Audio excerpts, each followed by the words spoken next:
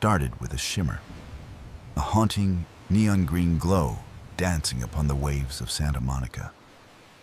At first, we watched in wonder, whispering about algae blooms or a strange trick of the afternoon light. But the wonder soon turned to a primal terror. The sea was no longer our mother. It was transforming into something alien, something hungry.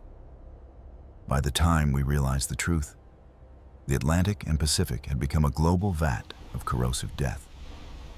In Miami, the steel hulls of maritime giants began to weep. It wasn't water running down their sides, but molten metal, sizzling as it hit the churning lime-green surf. Every splash was a chemical execution, every wave a death sentence. The Golden Gate Bridge, a titan of American engineering, didn't just collapse, it dissolved. Its massive steel sinews turned to liquid before they even hit the abyss below.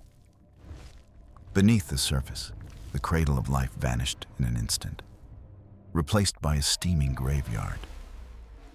Hawaii's vibrant reefs, once a kaleidoscope of color, were erased, replaced by suffocating white clouds of toxic gas. The creatures of the deep were left with a choice no living thing should face: stay and melt in their own homes, or leap into the air and suffocate in the searing mist. From Seattle to San Diego, the pride of the Navy snapped like brittle toothpicks. Our greatest warships, built to withstand missiles and mines, were defenseless against the very water they floated on. Lifeboats became death-trap puddles of melting fiberglass before they could save a single soul. And then, the smell arrived. A heavy, suffocating yellow stench that rolled inland, turning the iconic skyline of New York into a silent, toxic tomb. The water was only the beginning. Soon, the air itself became a weapon.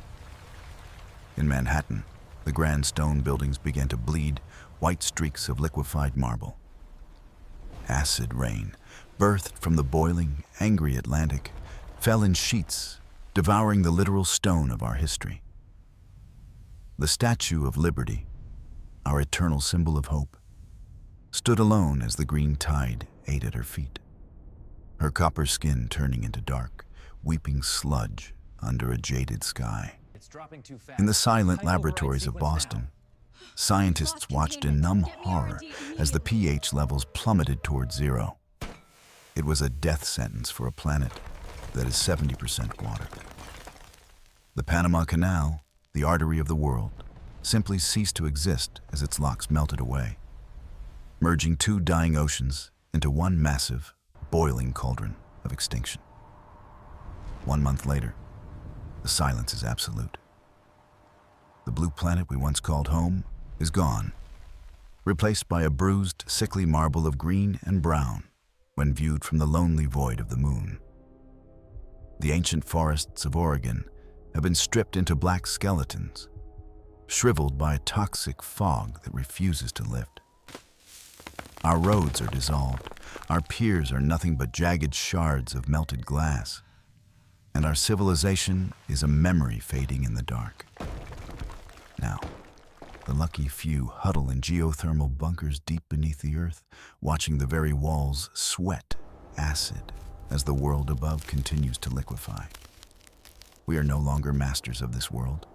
We are prisoners, waiting for the ceiling to melt and the abyss to finally claim us.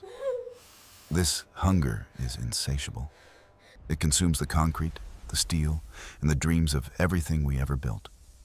We came from the ocean, born from its depths in the dawn of time. Now, the ocean has come back for us, claiming its due. Remember the blue waves. Remember the cool salt on your skin and the sound of the tide.